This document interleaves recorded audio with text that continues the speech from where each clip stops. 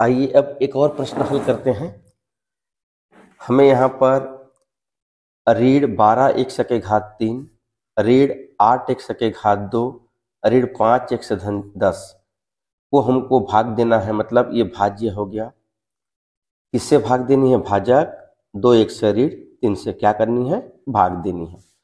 तो हमारा सबसे पहले जो कार्य है इसमें क्या करेंगे? सबसे पहले ये जो बहुपद का प्रथम पद है ऋण 12 x के घात 3, इसके जैसे ही लाना है नीचे में, इसके जैसे ही नीचे में लाना है। तो हम देखते हैं भाजक का पहला पद क्या है? 2x है।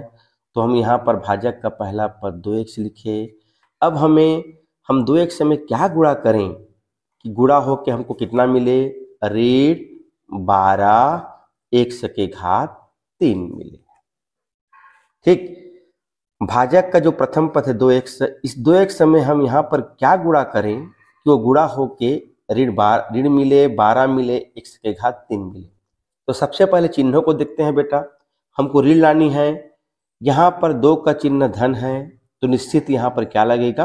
ऋण। तभी धन ऋण का गुणा क्या होगा? ऋण होगा। अब यहाँ पे अचर 2 है। अब हम 2 में क्या गुणा करेंगे? 12 आएगा। 2 छक्का का कितना होता है बच्चों? 12 होता है बेटा। क्या आ गया? 6। अब आते हैं चर में। यहाँ पर x है। हमको x में क्या गुणा करें कि हमको x के घात 3 मिले? तो यहाँ पर x के घात 1 है तो हमको कितना x लगेगा? और x के घात 2 लगेगा।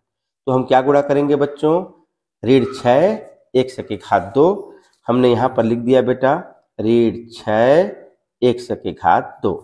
अब भाजक के पूरे पद के साथ ऋण 6 x 2 का हम क्या करेंगे? गुणा करेंगे। तो आइए करते हैं।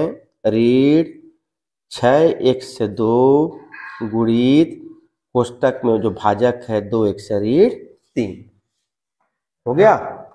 अब आइए कोष्टक हल करते हैं। 6 का चिन्ह ऋण, 2 का चिन्ह धन। तो जब ऋण धन का गुणा होगा तो ऋण धन का गुणा ऋण। ठीक है, ऋण धन का गुणा क्या हो गया? ऋण। 6 दूने कितना होगा? 6 दूने होगा 12 बेटा। यहाँ पर x के घात 2, यहाँ पर x के घात 1, तो कितना हो जाएगा? x के घात 3।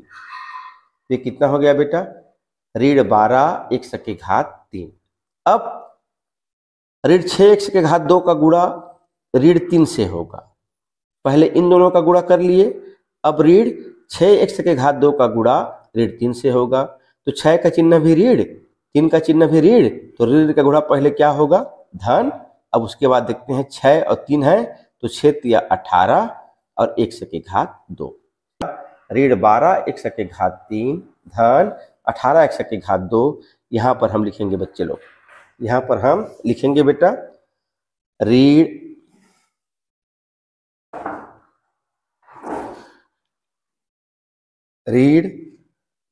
12 x के घात 3 धन 18 x के घात 2। ऐसा लिखने के बाद इस तरह से यहाँ लाइन खींच देंगे। अब इसका चिन्ह हटाएंगे बेटा, चिन्ह बदलेंगे।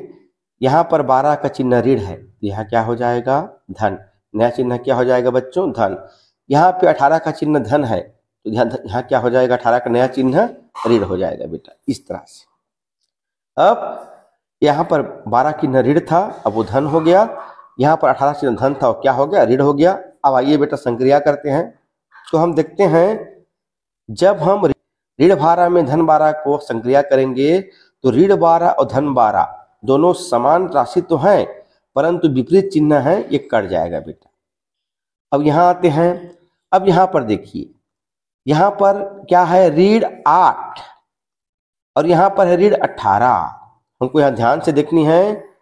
ये जो 8 है ये ऋण में है, ऋणात्मक है। ये जो 18 है ऋणात्मक है। दोनों भाई ऋण में है। पहला भाई 8 भी ऋण में है, दूसरा भाई 18 भी ऋण में है। तो जब दोनों भाई ऋण में रहते हैं तब भी जोड़ते हैं, आगे में ऋण लिख देते हैं बेटा। तो 18 8 कितना होगा? 26 x के घात 2। नीचे क्या आएगा बेटा? पूरा पद आ जाएगा ऋण 5 x धन 10। इस तरह से बेटा इसको हल करते हैं। ऋण 18 दोनों भाई ऋण में है, 8 भी ऋण में है, 18 भी ऋण में है। जब दोनों ऋण में है, दोनों को जोड़ते हैं, आगे क्या लिख दिए? ऋण। अब बेटा 26 के सामने क्या लिखा है जी? 26 के सामने यहाँ पे ऋण है तो यहाँ पे हम ऋण लिख देंगे बेटा। यहाँ जो चिन्ह रहता है उस चिन्ह को यहाँ पर एज इट इज लिख देते हैं बच्चों। अब आइए, अब मुझे बताइए, यहाँ पर 2x है, इस 2x का गुणा किसके साथ करेंगे कि ऋण 2600। देखिए यहाँ 2x है, यहाँ क्या आ चुका है, ऋण आ चुका है बेटा, तो यहाँ धन ऋण का तो ऋण हो गया, ठीक है।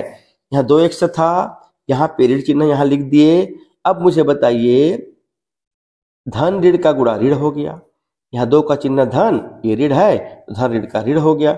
अब 2 में हम क्या गुणा करें, ये 2600, तो 13 दूने 26 होता है बच्चों।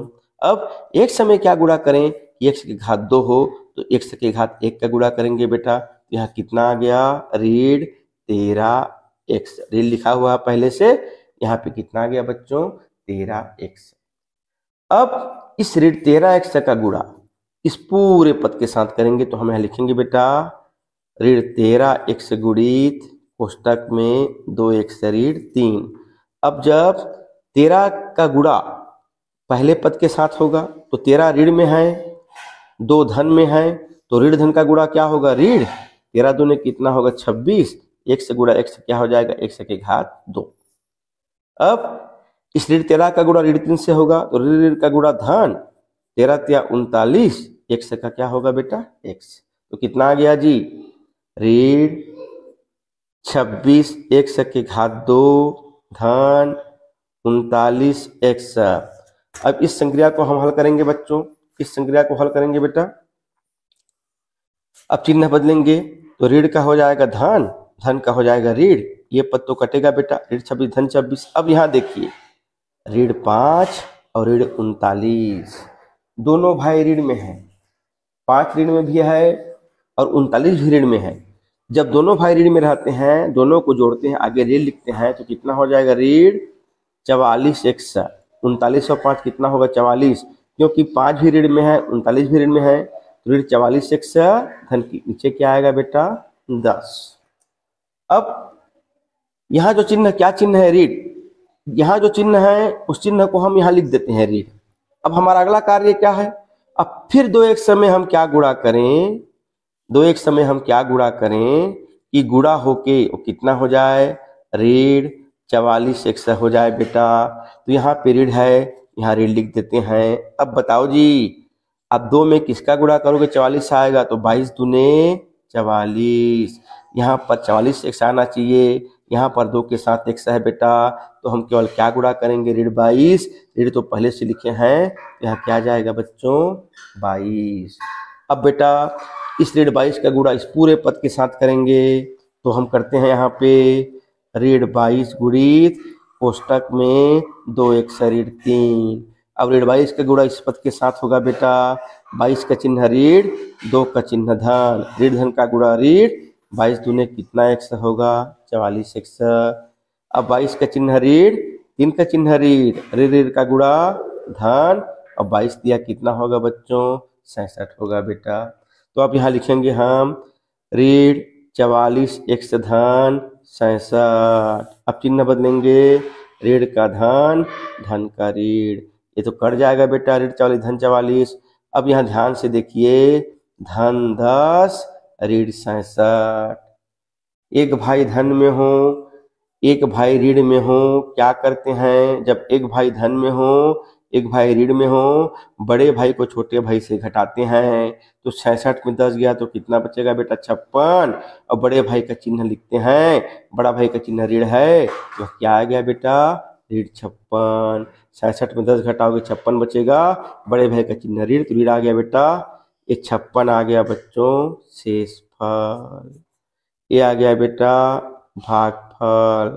तो हम देखते हैं यहाँ पे शेषफल शून्य नहीं आया, इसका अर्थ है भाजक 2x ऋण 3 भाज्य ऋण 12x के घात 3 ऋण 8x के घात 2 ऋण 5x 10 का गुणनखंड नहीं है। अगर यहाँ शेषफल शून्य आता तो गुणनखंड होता, शेषफल शून्य नहीं आया तो ये गुणनखंड नहीं है।